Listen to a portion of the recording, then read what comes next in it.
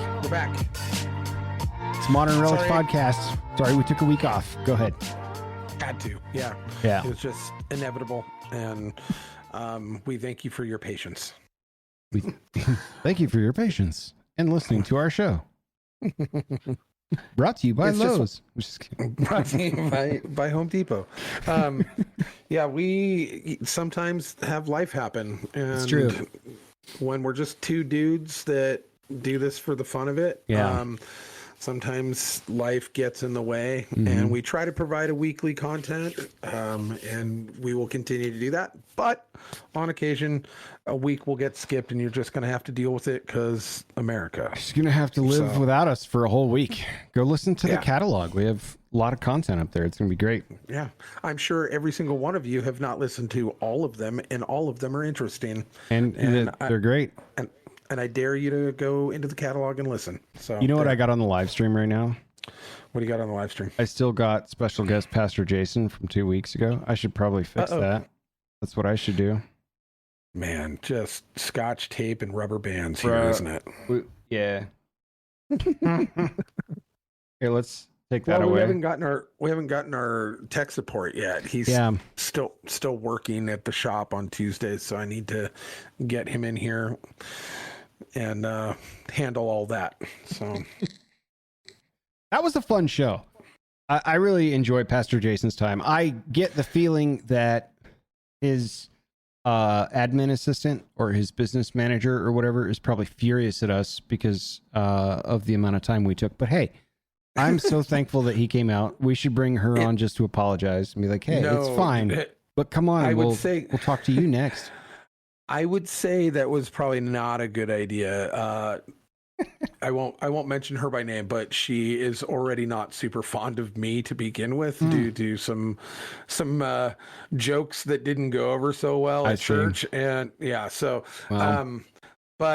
it was kind of a double whammy. One, she's kind of the curator of his timeline, and also he was spending that extra time with me, so that's why. But whatever. So you haven't read the How to Win Friends and Influence People EA edition? No. Due to the fact that it requires literacy for me to do that. Yeah. And I'm, just not big on reading anymore. No, I can't tell at all. Hey, as you turned over your shoulder, I saw Dune. I can't wait to talk about that later. We both saw that movie this week. Mm-hmm. Yes, we did. Yeah, I had a pretty crazy week, to be honest with you.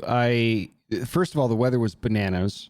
There was a bunch of storming happening in California that made its way over here.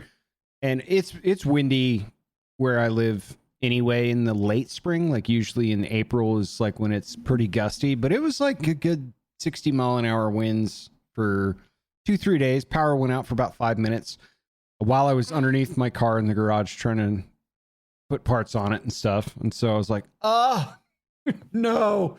But then it came back on and I was like, okay, well, that's good news. But it was crazy. And then what else? Yeah, did a lot of work on the car. Paul was down here. He's been on the show before. We were going to try and do a pod, but I know you weren't feeling the hottest last week and we were so swamped with stuff, but got a lot done. So it was really good to hang out with them. I could tell he wants to leave Washington. So, hey. Yeah, good. Come on down. Yeah, get him out of there. Come on down. I actually had a cough last week, and I didn't feel sick. I wasn't sick, but I just had a lung thing, and I was coughing so bad that I lost my voice. And you can kind of hear it now too, but like a week ago, I was all my voice was cracking and it was all wispy and. Yeah, so it wasn't going to work for me anyway, but the fact that I sat down in the chair and was getting ready to go when you messaged me and said, hey, I just don't have the time this week. And I was like, thank God, because this was going to be a struggle. But work exploded. So it really well. It was too much. But your last week, how was it? How were things? Well, we also had crazy weather. We currently have snow again. And in March. That's great. In March. And a lot of it. It's not a little. And it snowed multiple times. And we even had crazy flooding and a whole bunch of hail, and then 2 different, like, it's just been nuts. We've had a ton of weather. Yeah. But I had a really busy work week. Looked into moving our house, so we may. Yeah. I've been talking about doing that. Our lease is up, and I want to get out of this place. So we actually went down and talked to the rental property management, and I think they found us an even better place with a better price in a better location. All of it. So awesome. Hopefully by May 1st. Is where we'll be moving into that place.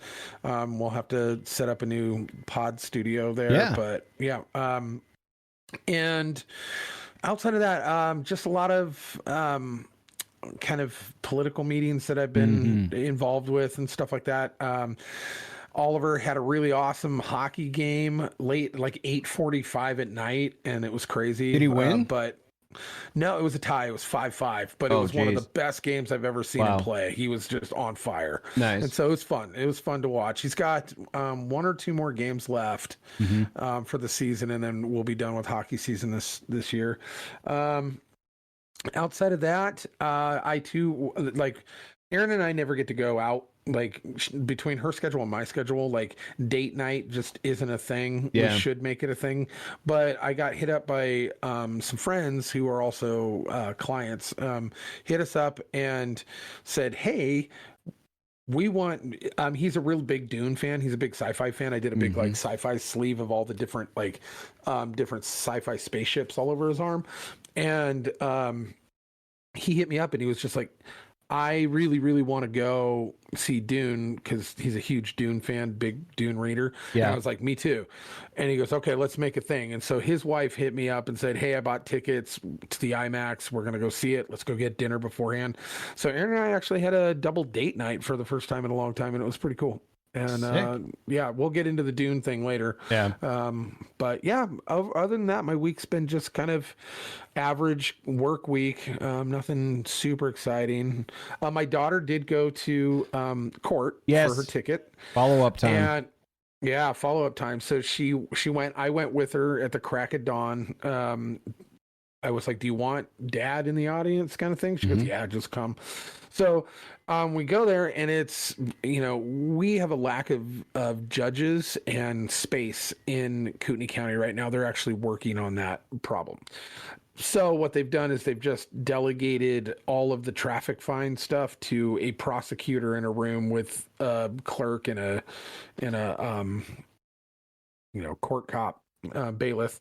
And they just line everybody up, and everyone just goes sits at a table with the prosecutor to get one of 3 decisions. Either 1, you plead guilty and just pay for the thing.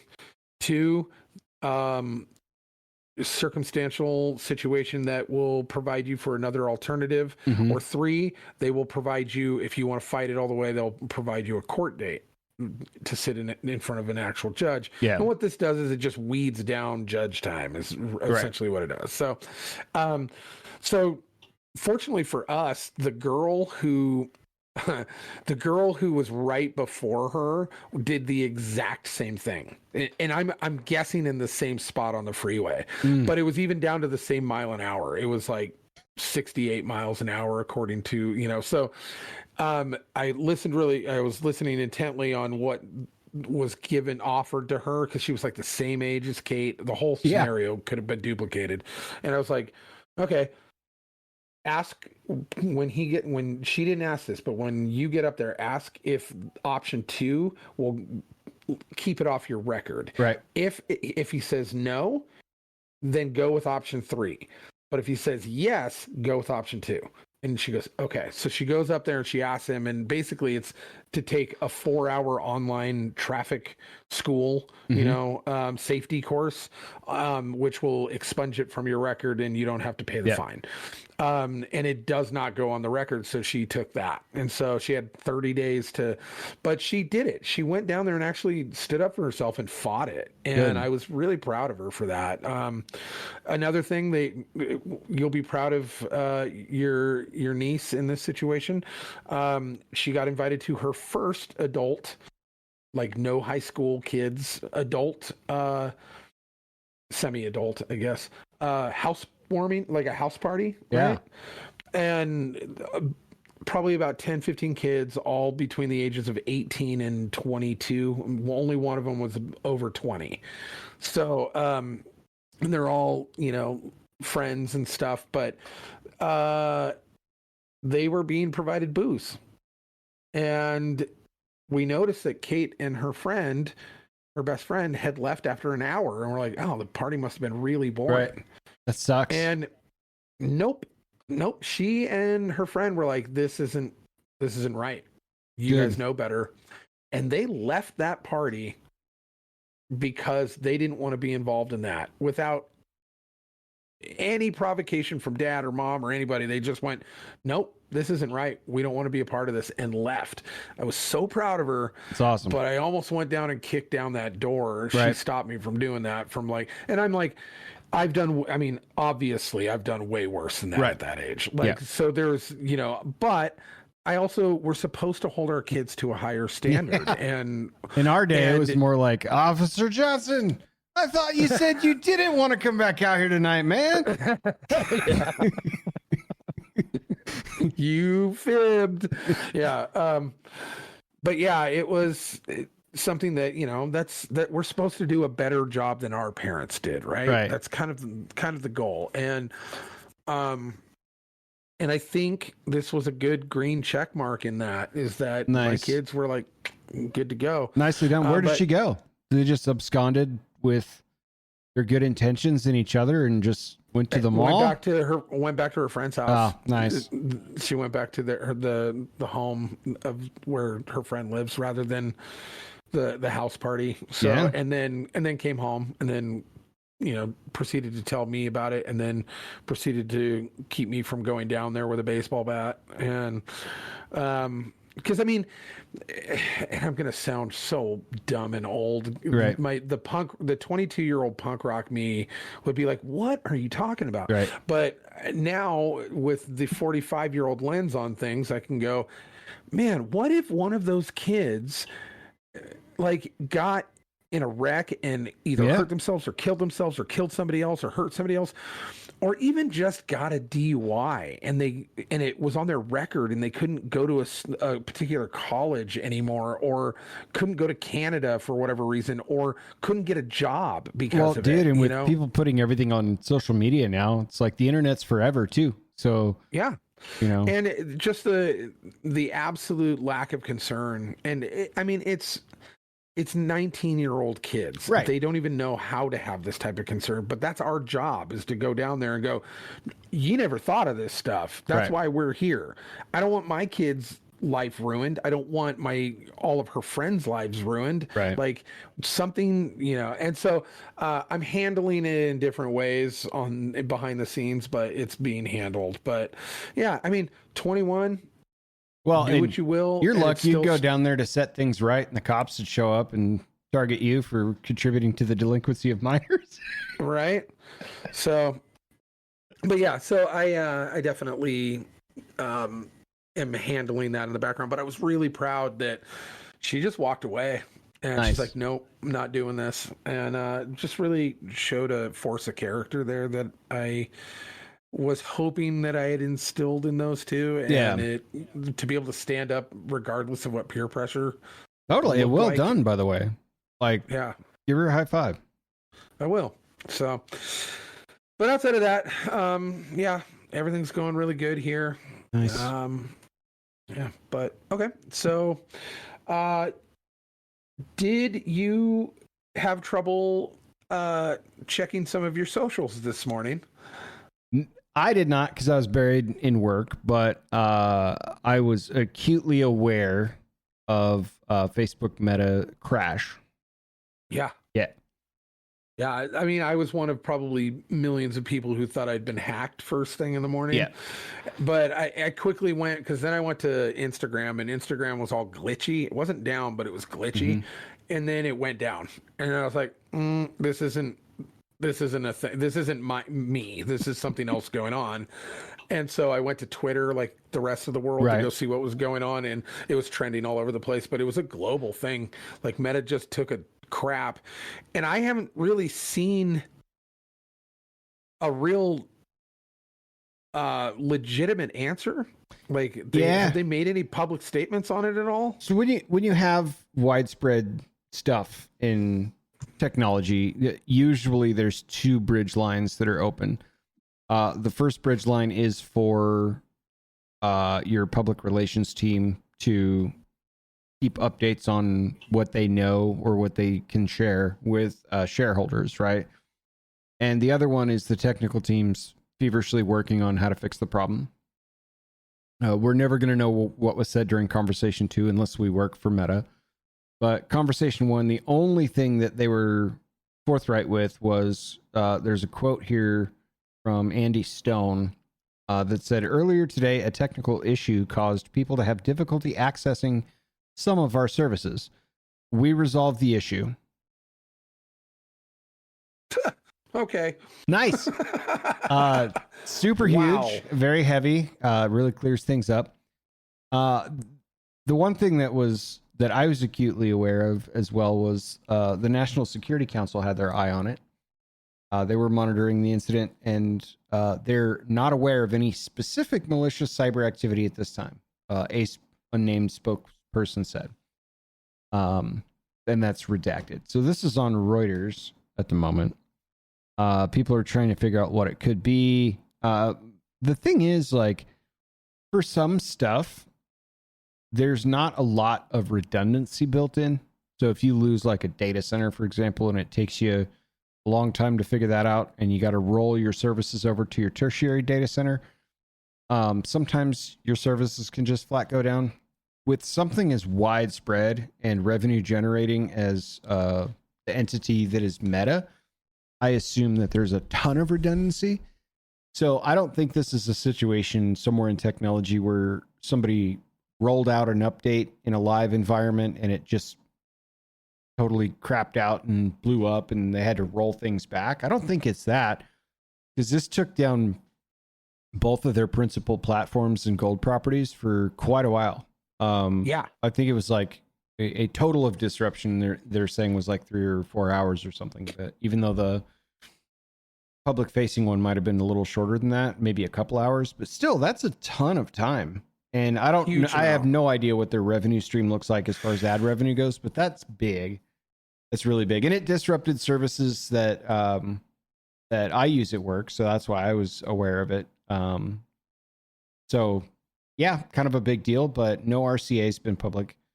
If I learn anything, obviously I'll let you know, but keep an eye on the news, I guess. But I thought it was the "this is it" moment. And went running downstairs to go grab all the guns and the food, and because Facebook went down. It's Y2K. Yeah. This is it. And just go running. Yeah. I can't sell on Facebook Marketplace. Get the guns. I hate to be, I don't know, provocative, but was the world a worse place for those 2 hours for you? I mean, does it? No, it's not a real place, you know. I went to Twitter. This was a sideways attack perpetrated by Elon Musk, so it could force people onto the X platform to talk about it. It was pretty much done and done by the time I got out of bed anyway. Yeah. So I had poured coffee and I was like, oh, it's back up. So like just a little blip on the radar. I guess we're not going into the woods, honey. All because of Facebook, by the way. I don't know. I laugh because I am an Instagram user. But I haven't been on Facebook in, I feel like 10 years. It's been a long, long time. The one thing I don't like, man, have you ever tried to close your account with Facebook? No. Yeah, you need to send them a copy of your driver's license to prove that you're you. Otherwise, it's just cataloged as a legacy thing that can be searched on the internet, and they won't take it down. That is wild. Mm-hmm. I was like, sick.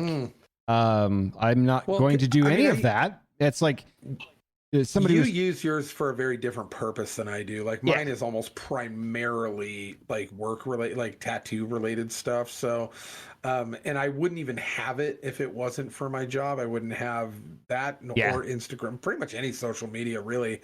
I probably would have a flip phone if it wasn't for the fact that I'm a tattoo artist. Yeah. It's a necessary evil in your line of work. Yeah. But yeah, I thought that was kind of weird. I was talking with Paul this week. Speaking of databases, and the subject came up of the ancestry.com, kind of like that type of thing. Not exactly that one, but like, what's the interest level? Why would people do this? I'm like, I don't want to give my DNA willingly to any database under any circumstance, because I know how easy it is for national security, for example, just to auger into your phone records or access your Google account. Like why on earth would I want to put my DNA in a database? Not like I'm hiding from some criminal activity from years past or shit, but like, I just, no thanks, man. The less I'm on the grid, the better. You've got enough of my nefarious and creepy, and I just like I avoided it. Obviously, I was like, that's a trap, the full on like Admiral Akbar or Mad Admiral Max, like Snack that. Bar. Yeah. Is that a burrito? Yeah. It's a wrap. But yeah, I avoided it because I was just like, this is a data collecting situation. Yeah. This is, and there were other ways to do that. You can just paper trail it. Yeah. You don't have to. So if I really needed to know who I was related to all the way going back forever and ever, I would put the due diligence and the work in to do it. I also don't need to know the makeup of my DNA. Right. What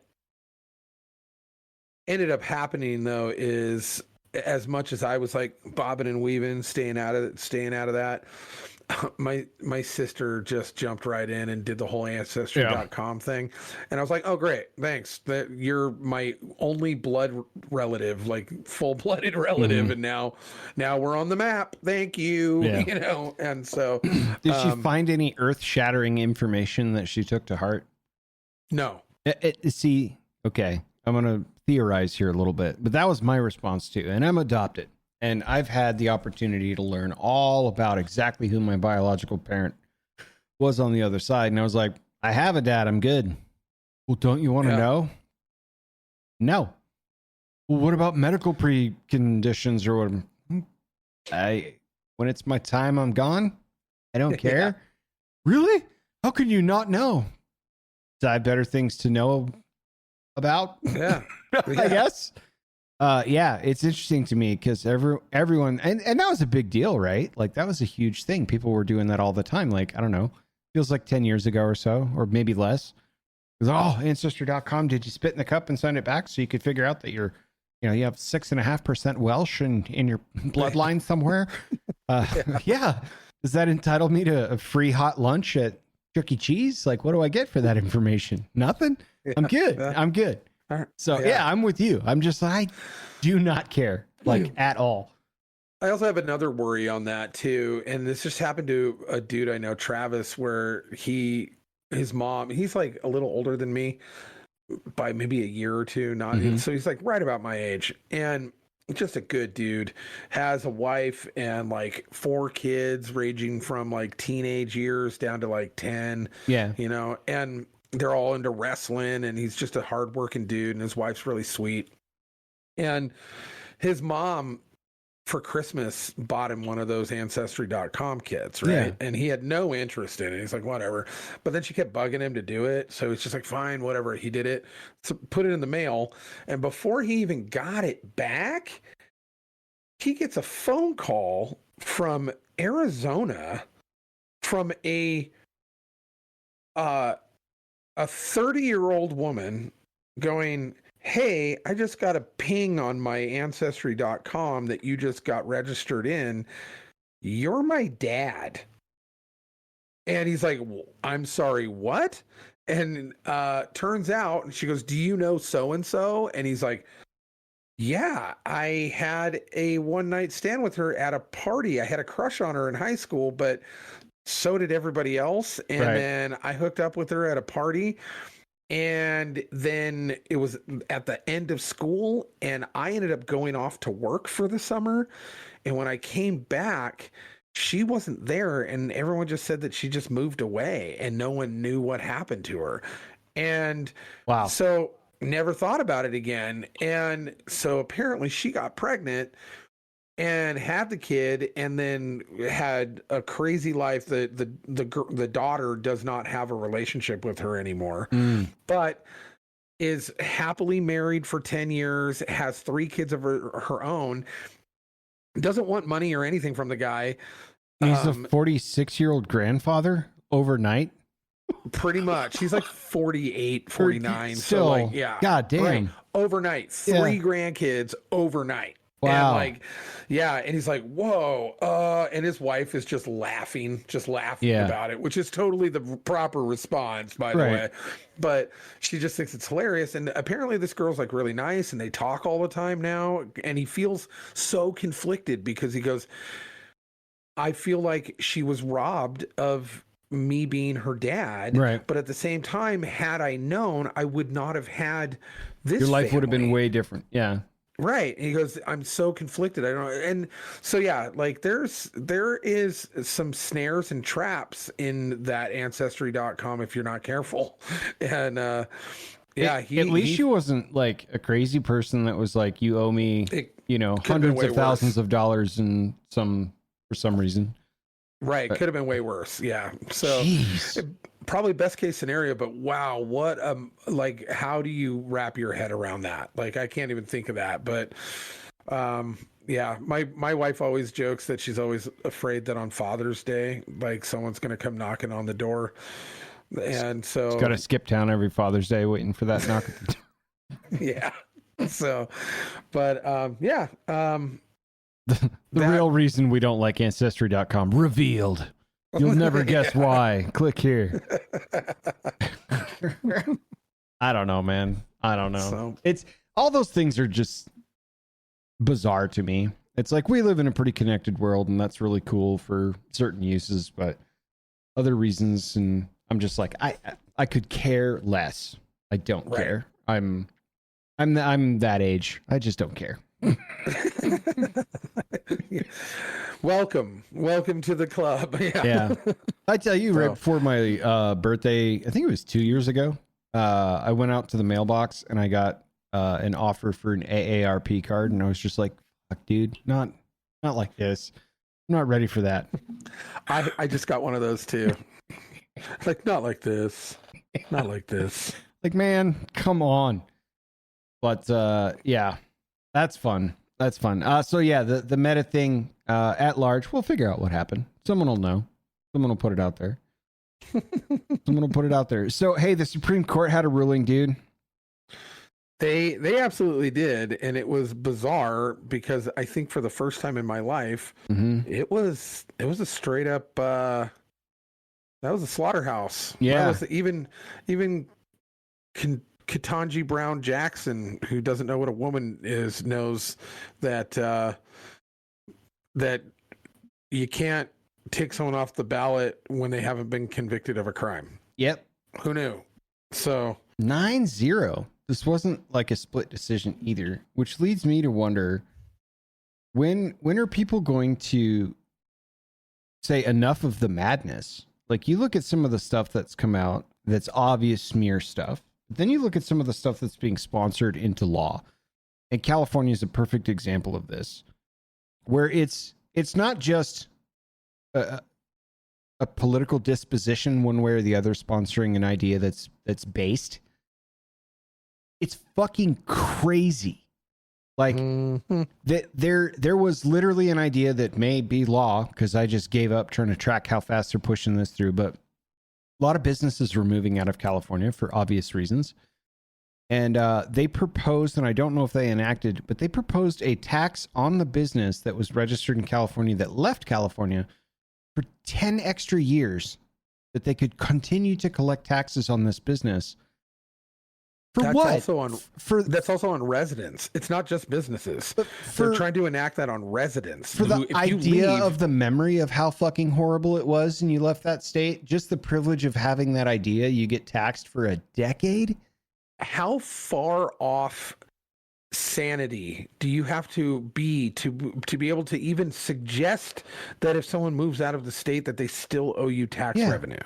I mean, that is not only buying the farm, it's lighting it on fire when you buy it. Like, it's insane. Years ago, you could have sat down in lawmakers' offices with two opposing forces on the political spectrum that hate one another, and they both would have laughed that idea out of the room. Like, what? Are you kidding me?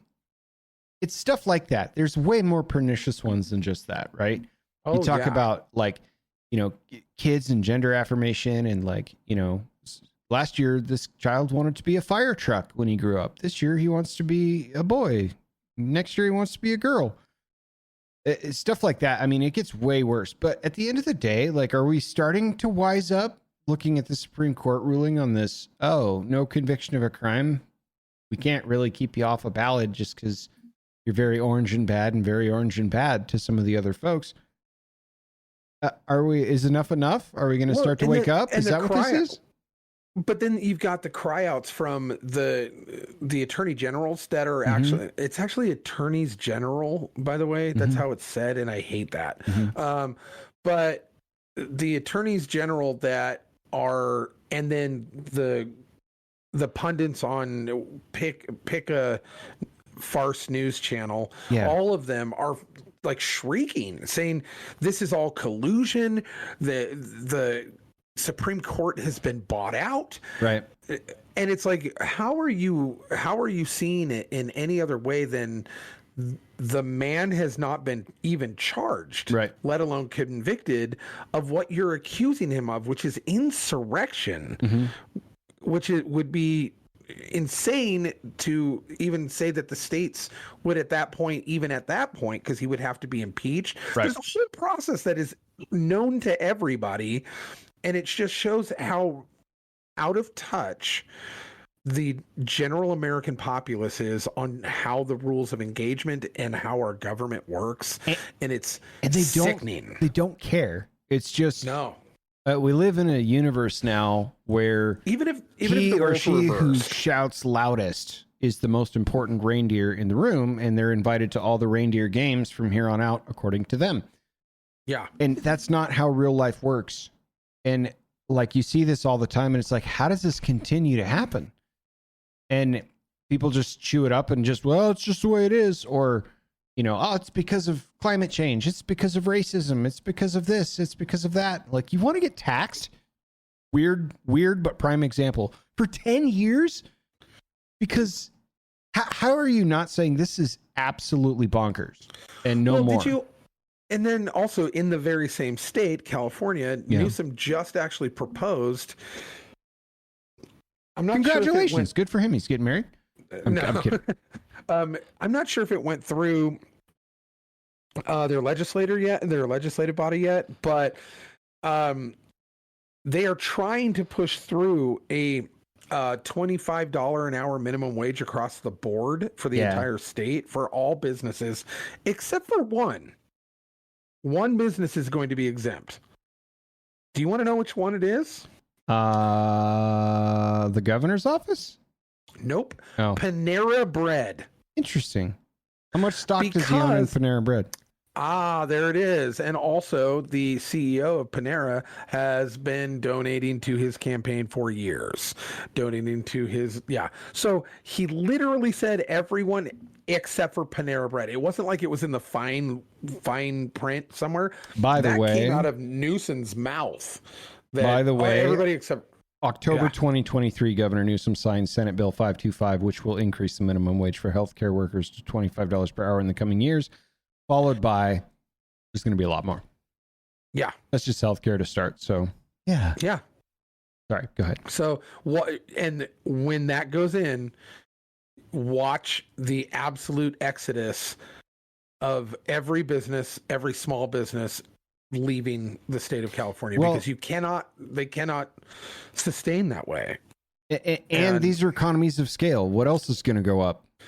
Which is why the cost of you everything. need to put in, right. Which is why you need to put into law that you have to pay taxes on your business leaving the state for 10 years. Yep. Because they know that this is going to happen. Mm-hmm. So, like, they were going to lose all the revenue. Might as well just try to make it, but try to enforce that. Like, How do you enforce that as a state trying to implement state taxes on a business that isn't in your state? And that should be on paper. That should be a very easy lawsuit to win. Oh yeah. Right. Like, okay, well, in the subsequent, they're going to get sued into oblivion. Yeah. In the subsequent 9.5 years, Your Honor, I did not drive on California roads. I did not pay California services. I didn't breathe California air. Like, why on earth would I be required to pay back taxes to a state that just wants my money, even though I'm not there anymore? And for what? Which I'm not providing revenue to. Like, there's no revenue to pull from California. So but what kind of tax would that be? Memory tax? The good old days tax? Like, stuff like that, where I'm like, are we waking up? Are we finally saying this is freaking bananas? It's a different lever for every group of people, and all the levers are getting pulled over the course of the last 5 years. Like, things that you think would wake up everybody doesn't. Yeah. It wakes up particular groups, and you're like, oh, okay, it hit you in the pocket, it hit you in your life. And then each time they pull another lever, it's like, oh, now it hit you, so now you're going to wake up to this. Right. I think this is one of those times where it's going to wake up a ton of people in California and go, this doesn't make sense.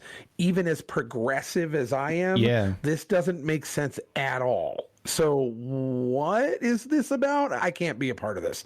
Off to Texas they go, and so it's just a matter of time. And then once you get to Texas, then you eat a little bit of barbecue and shoot a gun, and then you become a Republican. So, right.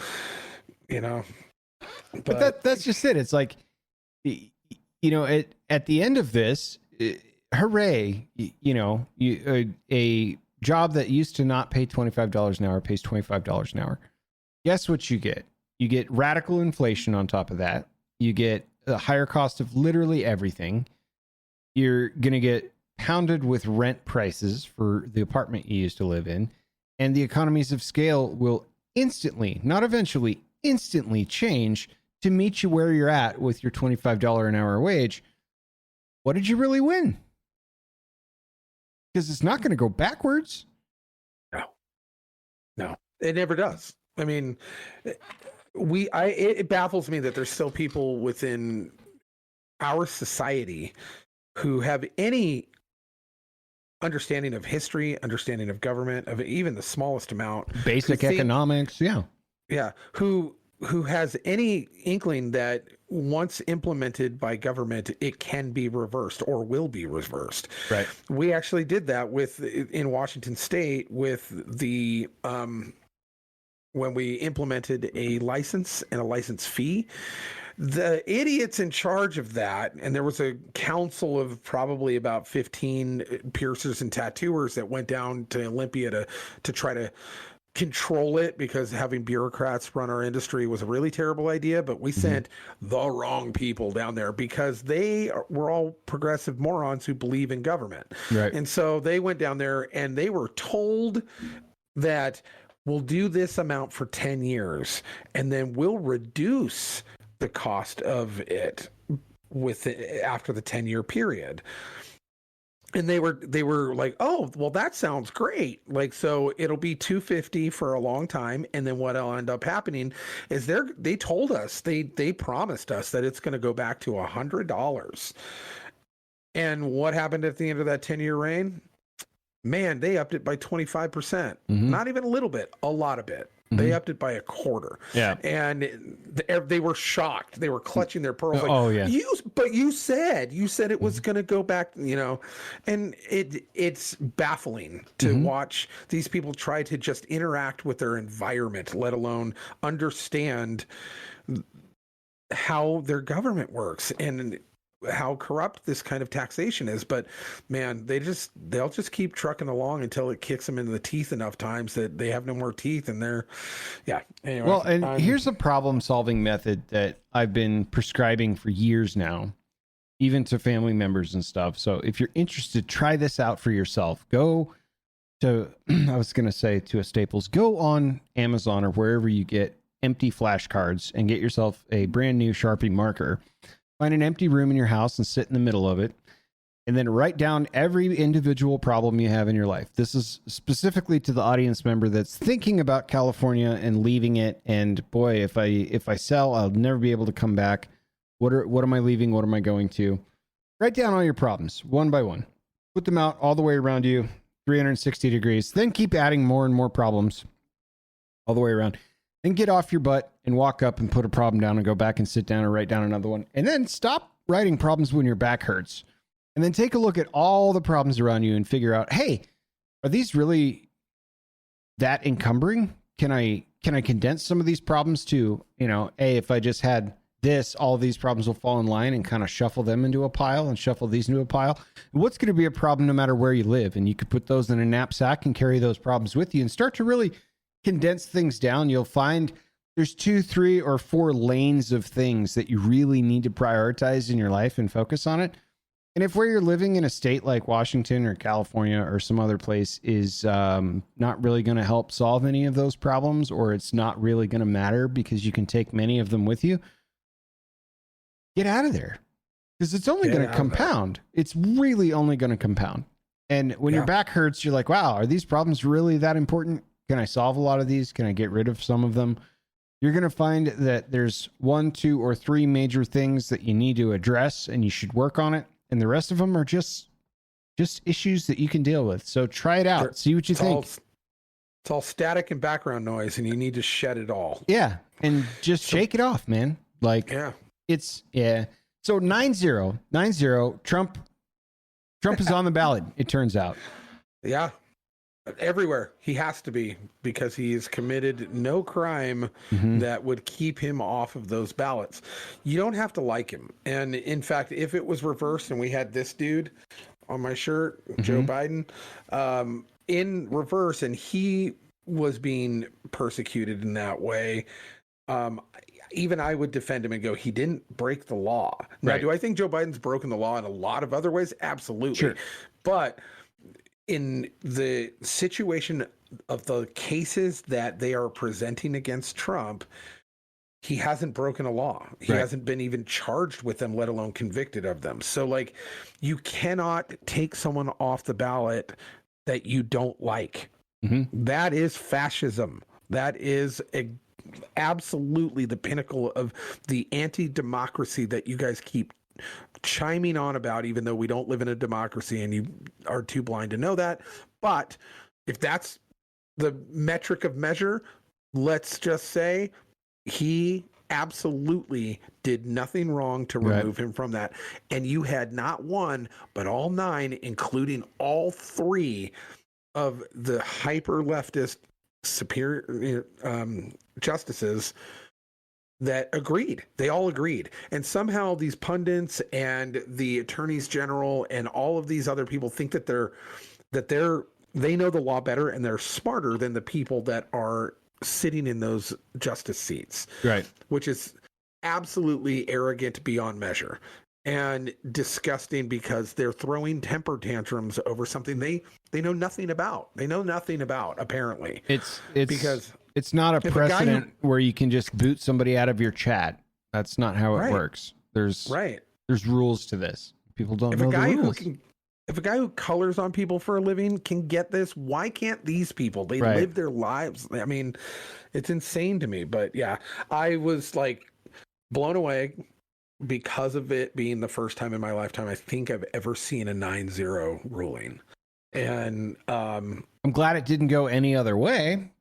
Yeah, no, there was no wiggle room. That would have been a really, really, really bad way to try and explain precedent setting.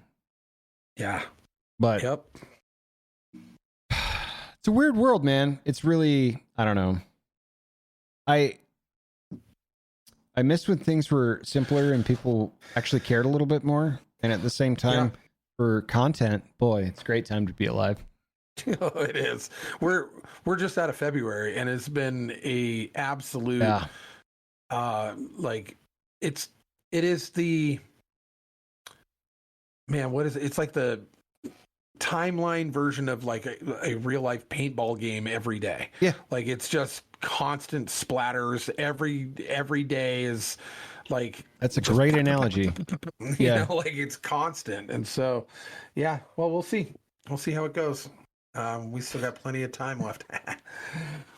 Have you been keeping up with? Because today is Super Tuesday. It's a great Tuesday. And it's a super one. It is.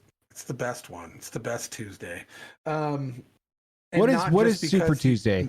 We just talked about people not understanding why you can't just erase somebody from chat off the ballot. Right. Walk us through Super Tuesday a little bit. Super Tuesday is not just because we're on the air. And arguably it should. Arguably, but Super Tuesday is when the most amount of primaries that happen in one day. That is factually correct. On one day within the primary season before the general election, where you pick your running, who's running for your party. Yeah. And there's multiple different parties, but mainly the Republicans and the Democrats, right? And so each state has either a primary or a caucus or a combination of both. There's or both in my case. Yeah. Right. And but this Tuesday, and they pick one every year, is when I think 11 states all do it on the same day or something like that. And it is the little storm before the big storm. Right. And so now we've got a situation where Nikki Haley has done probably the worst that a contending candidate in a Republican primary could have done against their opponent. She hasn't won anything outside of DC. Yeah. Since she even lost in your state to nobody. Yeah. So that's incredibly hard to do. I didn't run and did as well as Nikki Haley. Yes. In fact, you did better in theory because she literally lost to any other person, and that could be you. So people really like me. But that being said, we've got some results rolling in because not all of them are done, but there's too close to calls. There's projected, they're projected winners, and there's a couple of others. But right now, according to NBC News, so I'm not being overly biased. I'm on Google, so I'm glad we both have left-leaning news sources for this. So Vermont is pretty much head-to-head. Trump is ahead by about, looks like 1,000 votes or so. And they are at how many? What's the percentage of how many? 46% at 46%. So Massachusetts, Trump is the projected winner at 58%. Nikki Haley getting 37% at this point, and they're at only 9%. So, but he's already the projected winner there. I think they're already kind of counting him in on that one. Virginia, the projected winner, they have 63% of their vote totals in. He's at 65% to her 32%. So it's landslide for the most part. North Carolina, 60 delegates, or 60 votes in, or 60% of the votes in. He's up 74% to her 22% in North Carolina, projected winner. Arkansas, looks like they've got 9% in. He's projected winner there at 74.9 and her 19.9. Now this is really fun. I want to just read the top 4 candidates for who will win the Democratic nomination for president. 1,968 delegates needed to win nomination. With 0 delegates, Marianne Williamson in 4th place. With also 0 delegates, Dean Phillips in 3rd place. Uncommitted, doesn't even have a profile picture. 2 delegates. So Mr. or Ms. Uncommitted Congratulations on the 2 delegates. No profile picture needed. And then Joe Biden with 372 delegates at the top in number 1. Wow. The real sad one is the Republican one. Asia Hutchinson, 0. Chris Christie, 0. Both dropped out. Ryan Brinkley, Good. 0. Dropped out. Vivek Ramaswamy, 3 delegates. Also dropped out. Ron DeSantis, 9 delegates. Also dropped out. Nikki Haley, 43 delegates. Donald Trump, 297 delegates. Yeah. So the Biden camp has 372 delegates. The Trump camp has 297 because Nikki Haley has 43. And also 2 other candidates make up 12 delegates and they dropped from the race. So they're going to have to find homes someplace. That's the total from USA Today. Uncommitted. Congratulations. Good for you, Uncommitted. Huge. You know, I believe in you. You can go get wings. You can go far. Doing a damn good job for this country. Right. Arkansas, we got projected winner 73% with 12% in. Maine, even Maine, man, projected winner at 70% with 40% of the votes in. Haley's got 25%. Alabama, I mean, it should be a no-brainer. Only 5% in, but he's got 82%, and he is the projected winner. Oklahoma, also a no-brainer. He's got 48% they've got 48% of the votes in, but he is at 82.7. Nikki Haley's at 15. Tennessee, also a no-brainer. He's at 72.3. Projected winner on that one. Texas, let's see. What do you got here, Texas? 76 to 18.9. Yeah, with 48% in. Vermont, which is about as blue an area as he gets, and he is actually still ahead by it looks like 1,000 points. Colorado is too close to call, but he's still at 57% to her 39. Yeah. So I don't know why, but they've got 38% of the vote in there. They should probably call that one, but whatever. It appears that Donald Trump will be the Republican primary candidate. I would imagine. Minnesota still isn't clocked in yet. Neither is California, Utah, Alaska, or Alaska. So those are all being, Western states that are still running polls. But overall, I mean, it's going to be really hard to deny that after tonight, Nikki Haley should drop out. And if she doesn't drop out, it means that there are ulterior plans going on in the background, because anybody else in any other campaign of any other year would have dropped out at this point. Right. And the fact that she's hung on through this, and if she doesn't quit after tonight, there is something amiss at the Circle K. Yes, so, strange things are afoot at the Circle K. I think. Yes. Okay, DC, that's great. And Vermont is the next closest, it looks like, at least for today, at 46.8 to 49.5. Issue being, that's only less than half of the overall tallies. So, Trump could pull away in an hour, Yeah.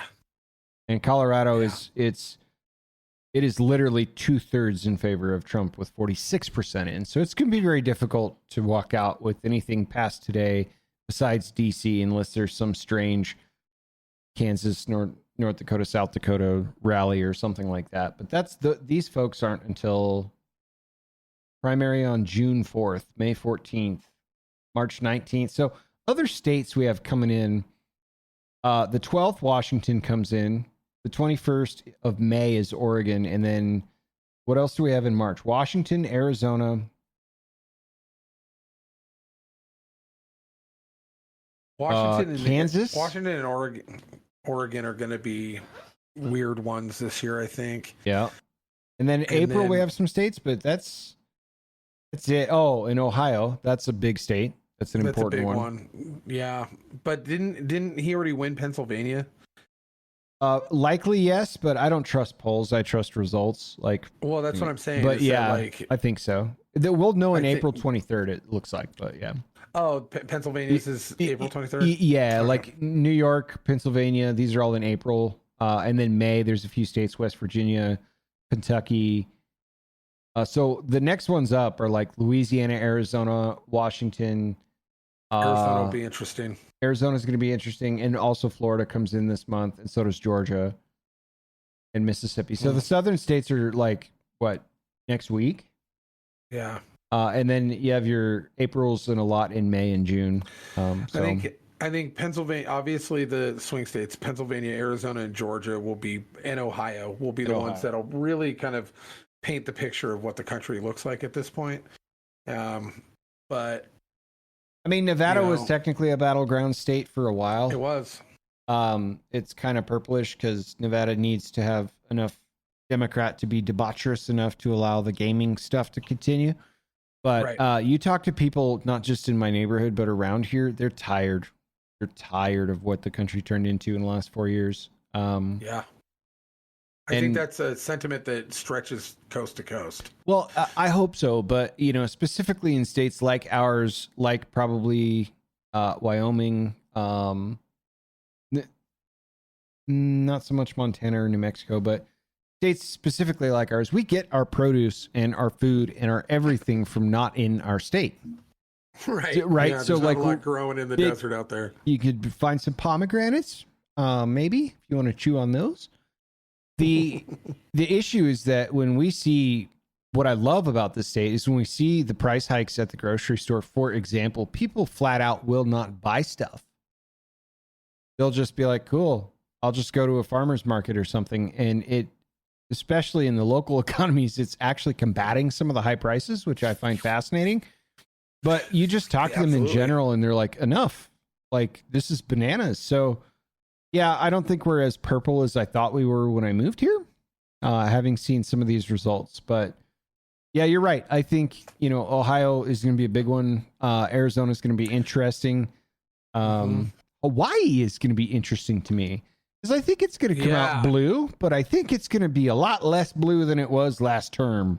I fully agree with you on that. I am so fascinated to see what happens in Hawaii because they are March 12th.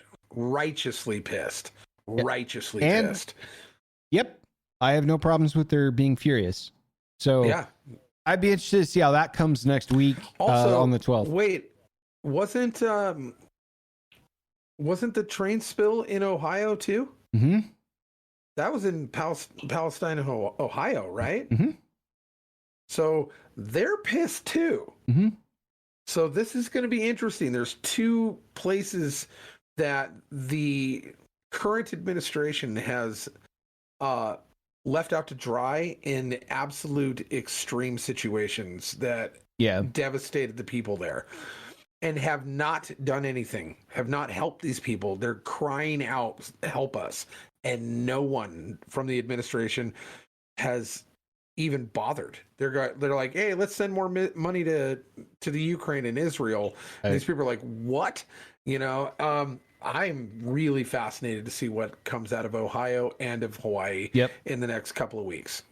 So yeah, me too. And it's going to be if they lose that in 2 weeks, it could be interesting to see the dance routine that happens until November from the Democratic Party. Yeah. Yeah. And it's gonna be... people need to remember and look around. Do you enjoy the gas prices? Do you enjoy the inflation? Do you take a look? Yeah. I'd be very interested. I mean, Hawaii for me particularly is going to be real interesting to see. I think the electoral college is going to be blue, but I don't think it's going to be dark blue. So not the way it used to be. Not the way it used to be. And I think they're a caucus state. They are a caucus state, March 12th. So next week we'll learn a little bit more in both of those cases. March 19th for Ohio, so a little bit later this month. Yeah. Alaska is what, today? It is today. Primary on March, but they're not going to come in till 9 p.m. because they're basically in yesterday's time zone. Yeah. It's going to be a little while. How do you feel about this? Because we talked a little bit about this. In fact, we had some fun with a draft, right? Mm-hmm. But like, plus minus Trump or other or what? How are you feeling about the way this is shaping up? Are you concerned? Are you surprised? Like, how are you feeling about seeing these rolling in, and what does that mean to you? No, well, a lot of these are kind of gimmies. You know, you're not going to find that anyone's going to go outside of the Trump train on in a lot of these states like Arkansas and Alabama and stuff like that. So a lot of them are gimmies. What's surprising me is kind of Vermont. The fact that it's that close, it's neck and neck.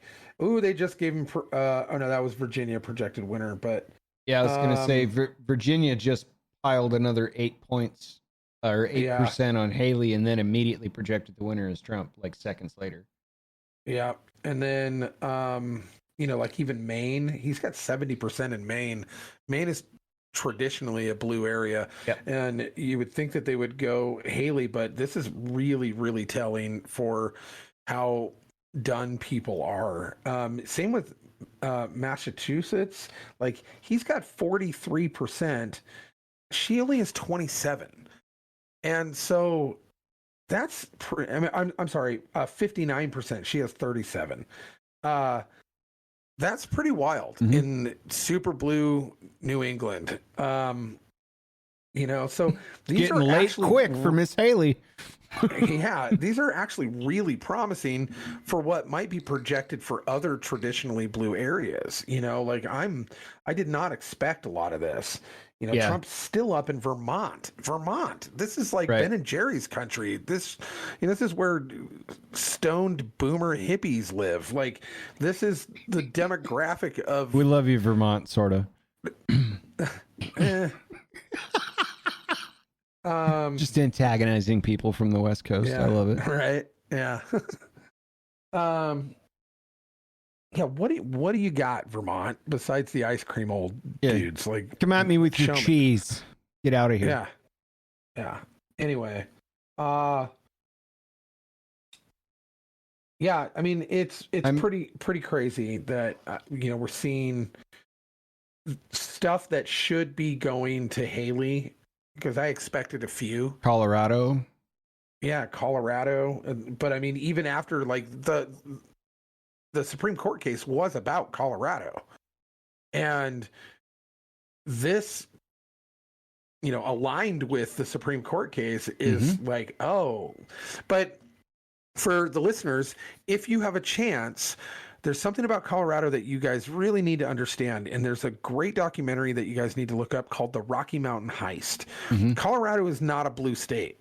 Colorado had a target on it by a special interest groups that went in with a very strategic plan, kind of like Moneyball. You know, the Brad Pitt Oakland A's scenario movie, right?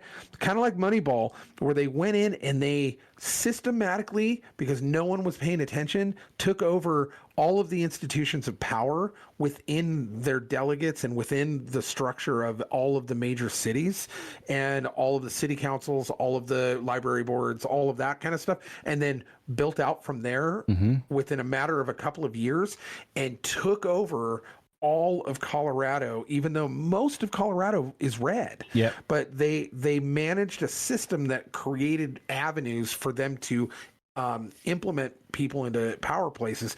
It is fascinating. And if you're worried about that in your area, what you need to do is watch that and then look at the blueprint and see if they're applying it to your area, because that's what they're doing here in North Idaho. So they took that blueprint and they're putting it right in the middle of North Idaho and are trying to turn it blue, even though the vast majority, I mean 80% of this area is red, but that 20% knows the levers and knows where to pull them, and so they are trying their hardest. So that's what happened in Colorado, but now Colorado's fighting back, and we're fighting back. So, but it's amazing to see Colorado being that close. I mean, 70% is in, and they're 61.7 to Trump. Yeah, and I'm pretty shocked. I am shocked at my home state of Nevada. That is unbelievable how overwhelming that is. Yeah. And I mean, we're 99% in, and it's 99.1% to Donald Trump. Yeah. That outdid your state by more than 10 points, which to me is unheard of. And that's with 60,000 votes. Mm-hmm. That was 60,000 votes. So Idaho, we got 84.9%, but we only had 35, 40? About 40? About 40,000 votes, yeah. And Nikki Haley only got 13%, and 85% to Donald Trump. But Nevada just crushed it with 99.1. I mean, to be fair, the only other guy on the board was that Binkley guy. Yeah. But still, they could have voted for nobody. Uncommitted got 0. Yep. No preference got 0. Yeah. And unsolicited, or what does that say? Uninstructed. Yep. Uninstructed got 0 as well. They had options to say, I don't want Trump. Right. And 99.1% in Nevada said, we want Trump out of 60,000 people. Yep. That's wild. That's wild. And, justifiably, most of the time, primaries and caucuses get low turnouts anyway. Mm-hmm. So, but that's a pretty heavy number for a turnout, for especially a sparse state. Yeah. So you've got maybe 3 major metropolitan areas, and the rest of it is desert. Probably 2. Yeah. Yeah. So, and one of them is basically Tahoe, California. Yeah. You know what I mean? So yeah. Yep. Tahoe and Reno area, and then yep. But that's pretty wild, though, man. That's cool to see. I'm pretty happy with that. But it is Trump across the board. There's interested in red candidates. Have me move to your state. We'll make some things happen. 99%. Let's go. Yeah. Well, I don't think we're going to be able to see some of the results coming in from some of the other areas. Oh, Minnesota just popped ahead a little bit. They're only 1%, but he's even in Minnesota with 1% coming in, he's already crushing through at 78%. Yeah, in Minnesota, it's 1,700 to 415. Yeah, on the Republican card, and the polls are closed, so that'll start trickling in. At large will be California, Alaska, and Utah. And I'll probably find out about those tomorrow because I'm not going to stay up for that. He just got projected winner for Maine and Massachusetts. Yeah, it's Vermont and Colorado. Vermont I'm curious about, but yeah. Yeah. But that's it, man. That's insane. Wild. Super Tuesday. Good time. Yeah. I got to figure out how we do a watch party in November. That'd be cool. I would love that. That would be super fun. I'd love to figure that out. We're going to have to order food or just, I don't know, fly up there and we'll do it live at your place. I don't know. That'd be great. But yeah, I've pissed off enough people in this area now that I'm not invited to a lot of the watch parties anymore. So, that's what happened. Whatever. Whatever. I'll have my own party. That's I don't hilarious. need you people. I'll party with you. We'll do election party. That'll be fun. Yeah, we'll smoke some wings. That'll be great. I would love that. Yeah. Hot wings and even hotter candidates. Yeah. It's so gross sounding. I got to work on the tagline. Oh, this is fun. Yeah. The whole week that Paul and I were hanging out, and I don't know why it sounded funny to me, but I just said it. But there was like these weird one-liners that were just like obtuse that you've heard before, like, it takes a village, or it's just random stuff. And then I just put quoted by Gandhi on all of them, like Gandhi. And I was like, dude, we need to make t-shirts that just have the most benign quotes on them that say Gandhi, and just you'll watch people read your shirt and start Googling if Gandhi actually said these things. To me, I think it would be hilarious. That's the best. Yeah, I have to. Yeah. I would wear shirts like that. So before we get into the movie review, are you ready for some Gen Z Bible? You think? Is it time to go with chapter 3? Let's grab the book. Yep. All right, let's do it. Chapter 3, the Gen Z Bible. This has been such a blessing in my life. In our ongoing series. Yes. All right. I'm going to have to start using a bookmark. So we're on chapter 3. We've done the beginning. We've done Zechariah and Elizabeth. Here we go. Chapter 3. Mary was a pick-me girl for God and was simping for him in prayer. When the angel Gabriel appeared to her and said, "Ayo, you're a real one, and the top G is feeling you." But she thought his compliment was sus and gave him the side eye. So he said, "Baby girl, chill. God sent me to tell you you've passed his vibe check, and low-key he wants you to have the main character, and you'd name him Jesus, and they'll say he's him." Amen. The one prophesied in the divine dad lore, who solos all and who's crushing it never ends. He will take the W from all his ops. Crush it. And his kingdom will go hard forever. She said, "How can this be, since I promised him my body count will always be 0, respectfully?" He said, "This ain't about cuffing season, for the Holy Spirit will live rent-free in you, and your boy Jesus, spelled B-O-I, will be a divine bro. Besides, your cousin Elizabeth is with Chile." That's what I'm going to call him from now. Yeah, I'm going to call him my divine bro. Jesus will be a divine bro. Gandhi. Yeah. I want that shirt. "Besides, your cousin Elizabeth is with Chile, and she who is already older than a boomer and whose husband is way past beekeeping age."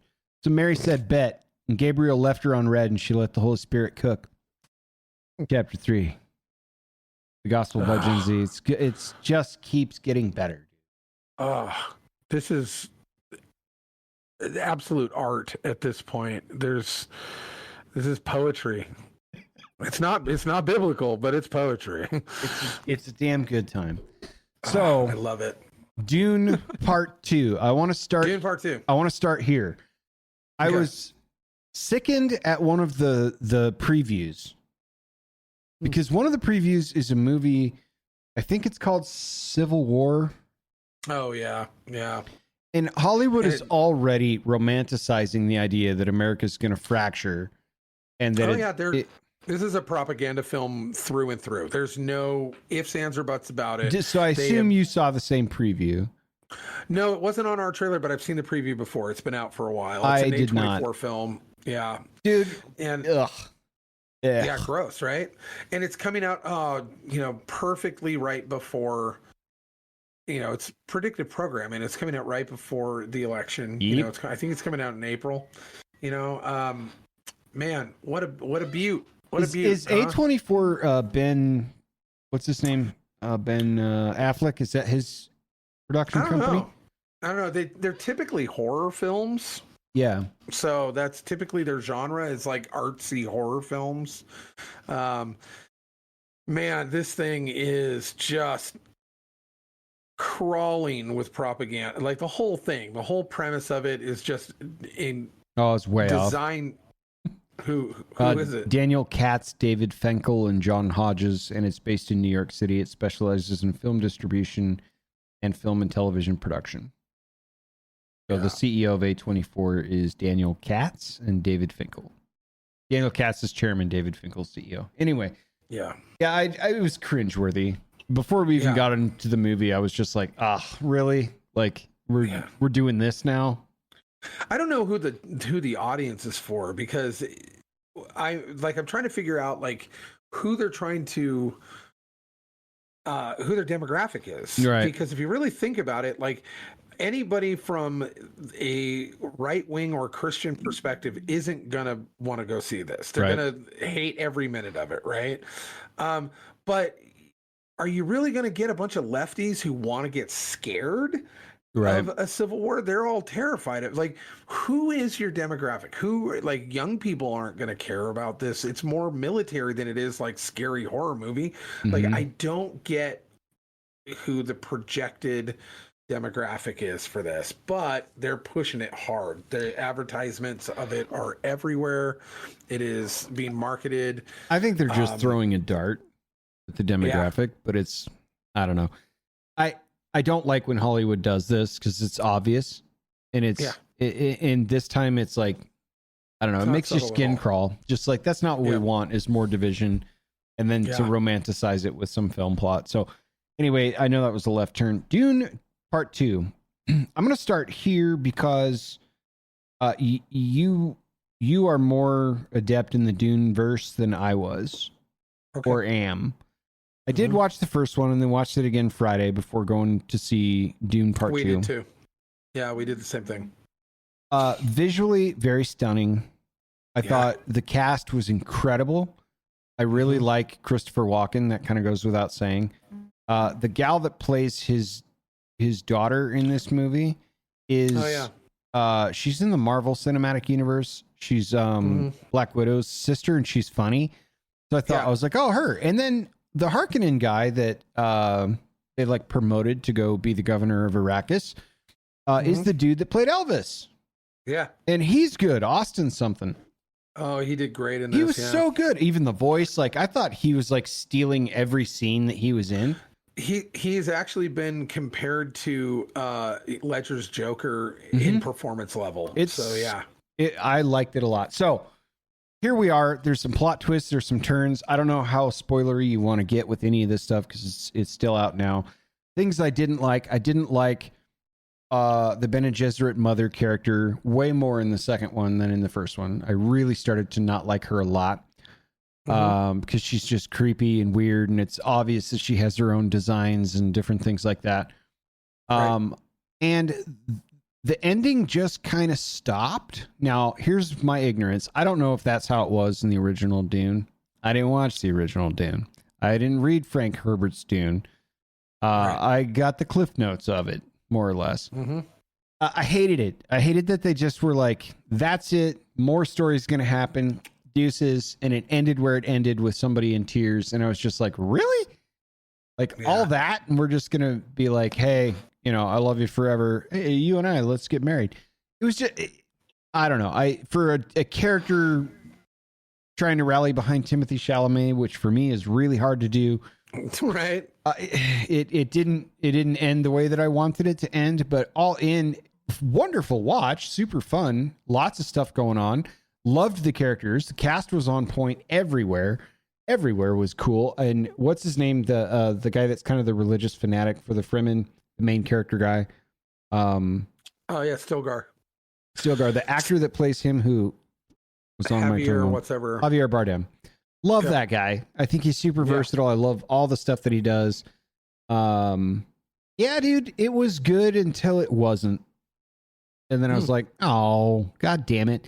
But I'm sure that's how the story was written. I'm sure that's probably how it ends. And I'm just late to the party. Unfortunately, you're right. Yeah, that's exactly how it ends. And the reason being is because the follow-up is called Children of Dune. And so it does continue on. There's a couple of things that they did that they kind of departed from the book and the original movie, but not very much. Like, the purists of Dune recognize that this two-part series is the closest adaptation to the book that's ever been. So there was a mini series back in the late 90s, early 2000s that had a follow-up mini series called Children of Dune, which actually weirdly had James McAvoy as the main character of that one. Did he play Atreides, or was it like a different set of characters? He played Atreides' kid. Okay. Yeah, so he ends up, like in the books, he ends up having children with Chani. Chani doesn't leave in the end of the movie or the books. That was to set up romantic struggle. Sure. And she'll be back in Children of Dune because now they know that they're going to make those movies. They have to, which is going to be really weird because there is a particular character that something very bizarre and grotesque and weird happens to them, and it's a main character. They have to do it. So it's going to be super weird. But I read the book when I was probably about 15, and it's a dense read. It's hard. I don't recommend it unless you're really into kind of really hyper detailed, highly political sci-fi. Just enjoy the movies unless you're like super into that stuff. Then Frank Herbert was one of the most descriptive writers, where he's building out rooms. So basically, he will tell you how boring a room is for 3 pages. Yeah, and it's a really rich universe and very politically motivated, and he's telling analogies throughout the whole thing.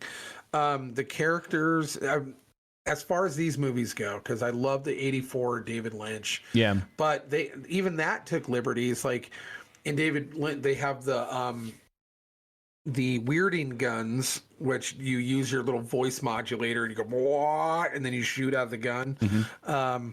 Those were never in the book. That was a David Lynch thing. And there was a couple other things, like, for instance, the daughter of the mom who's pregnant, right? Mm-hmm, mm-hmm. The daughter is actually born in the books and in the David Lynch movie, but she wasn't in this one. Yeah. So that's different. So I'm glad they didn't do that, because you could follow how much time had passed, because she still preggers at the end. And so for me, it's like, oh, this is kind of an unspoken like projection of how hard that trajectory went up when you talk about the fundamentalists in the South and stuff. Because I expected by the time he gets back to, Dune South or whatever, that she'll be a toddler or something. Like, a lot of time has passed. Negative. Like, weeks had passed. That's it. Yeah. And shit's just on fire. So for me, I appreciated that as like a small tacit way of ramping the story forward, and the fact that she wasn't born and stuff. So. And I wonder if they did this because it would have made that point confusing. Yeah. Because in the book and in the first movie, the spice accelerates her pregnancy, and she actually gives birth in a matter of a couple of months. And then the baby can talk immediately and then grows into like a 10-year-old within a matter of like 6 months. And so it's that worm juice, baby. Worm juice does it every time. But yeah, she was definitely... so I think that they needed to not confuse the audience with that, because it explains it very well in the book, but you can't just run dialogue over to explain it in the middle of that movie. Right. So it was already 3 hours long. I think they made a wise decision to kind of play that out and let the baby talk to her and stuff like that which was creepy enough. But no, I think the director honestly understood the material really well. Mm-hmm. I think that he understood the vision of what Frank Herbert wanted. And the first one was absolutely gorgeous, a ton of fun. I'm not a big Timothée Chalamet fan, but he killed it. Yeah, he did a good job. He did a good job. Was Paul Atreides, and he was believable in that. And I don't think there was a single character, even Christopher Walken, who literally played just like Emperor Christopher Walken. Yeah, it was the best. It was the best. And there was good humor. It was probably one of the, especially this new one, was probably one of the most beautifully shot films I've ever seen. It was gorgeous, beginning to end, gorgeous. Every scene was, breathtaking. There's a plot point you got to walk me through though, because I'm still chewing on it. I had to get up and go to the bathroom. Apparently it was the worst time, because at this point I'm like, I don't understand why this is happening. The mother of Paul Atreides is the Harkonnen Duke guy. It's his daughter? Yeah. Why is she not even sort of pale like every other Harkonnen displayed in the movie? She's not even a little Harkonnen looking compared to their entire race of people that are very pale and very bald and very angry, like all of them. That is actually due to exposure to their planet.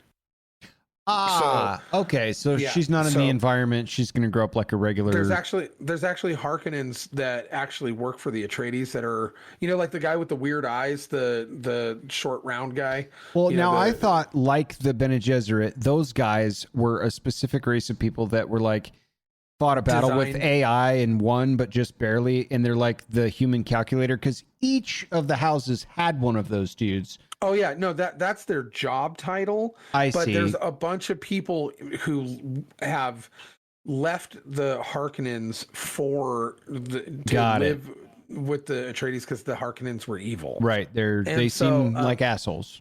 Yeah. And a whole planet of assholes. So do the guys that fight the Emperor's private army, whoever those guys are. Those guys seem like assholes too. Yeah, there's a lot of assholes in that universe. Yeah. So, okay, well that helps. I was like, wait, so because I was for like a minute there, I was like, wait, so she bore a child, which was Paul Atreides, with the Emperor or the Harkonnen dude, and then somehow got reassigned over to Mr. Atreides and faked it like it was his kid. And then as I'm watching, I'm like, no. They meant she was Baron guy's daughter.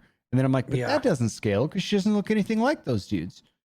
So that makes way more sense. So you have to be on their planet, in their environment to lose all your hair and become really pale and angry. Yes. Got it. Yeah. Okay. Yeah. So, and it explains quite a bit about Giedi Prime in the books. But it's just the environment and the stuff that they put in their bodies and in their systems, they want to look that way. It's kind of a look of prestige to look that way in their so yeah, and they as grotesque as they can get. So but and then they breed to kind of look that way too as much as they can. But yeah, there wasn't a single person that I think did a bad job in that casting. And yes, it ends that way. Unfortunately, it is due to the fact that there is more to come. And I think that they left the Chani character in a weird spot on purpose to draw in the audience for the rest of it to go, but I have to know what happened with Chani and Paul Muad'Dib. And, but yeah, I loved it. It was, I would say 9.5 megs for me. Nice. I can't, that's big. Can't really even think anything about it that I disliked. But I just can't give anything really a perfect score because then what's the point? I could tell you one thing I didn't like about it, mostly in the first one and not so much in the second one. Like every 3 or 4 minutes in a very important moment, you got some like part of the soundtrack or the score that was a chanting person that was like, like really loud for like several minutes. And you're like, I got it. And it happened a lot. And they're just yelling at you some more. It only happened once or twice in the second one. So I was like, all right, we trimmed out some of that. Maybe the writer's strike does have some positives. I don't know. Yeah. But overall, yeah, no, I loved it. I loved every bit of it. So, I don't know. I don't really have much else to say about it because I mean, we've already given up a couple of spoilers, but it was just a really, really well done adaptation of a classic sci-fi novel. And they really paid it homage. And I think they gave it every bit of it deserved everything that they gave it. Yeah. And so they did a really good job with it. So I was very happy with it. So yeah, I was bummed because I liked the Duncan Idaho character a lot. He seemed like legitimately cool, and we didn't get much more of that. Josh Brolin's character was fun but predictable. Yeah. Other than that, I would recommend it. I don't know how many megs I would give it. I'd like to see the entire story to probably deliver more megs, but because of the visuals and the fact that the characters were basically on point, I'm right around 8 megs. It was a good one. It was a really good one. It was good. So yeah, cool. Yeah. Sounds good. So what do you got coming up this next week? What do I have this next week? I have a lot brewing on the work front. I have some dialing in to do on the car, and then it will be in a completed state, which is awesome. And then it is going to be a bit of a period of rest for me before more calendar things are starting to pop up. So I'm really going to take the opportunity probably to just get out on the bike, just go for a ride, and, just do that for a while. The weather is amazing right now. It's like 74 degrees and sunny. So I'm going to take that before it turns into even worse than that. And that's about it, man. Pretty pretty much getting saturated back into staying up on this Super Tuesday stuff, trying to stay abreast of all of that as it comes through. That's about it. It's going to be a little bit of R&R, I think, this week, because I had a lot going on over the last month or two. Plus being sick was not helpful last month. So yeah. How about you? Anything big coming up or? I don't think so. I think Oliver's got a game. Nice. This week. And then Kate's softball season starts up pretty soon. Okay. Is she just playing on like AAU types of leagues? I don't know what they have for softball. She's actually not still a school league? No, school. Oh, school league. She plays for one of the local high schools here. Got it. Okay. So it's her last season. So she's a senior and she's kind of team captain kind of thing. So nice. Yeah. So it's going really well. She's awesome as per usual. She actually went to the Long Ear today to spend some more of her gift certificate that she got. She's trying to find Blondie albums, and she is having a hard time finding Blondie albums. So, well, that's exciting. Yeah. I'm glad she's using that. Very much so. Yeah, she loves it. So, but well, I think that's it for me, man. Yeah. How about you? You good to go? I think so. I think that's about it. Right. We're planning to be back next week. It's going to be fun. We'll see you guys then, I think. That's all I got for now. All right. All right, everybody. Have a good night. Night.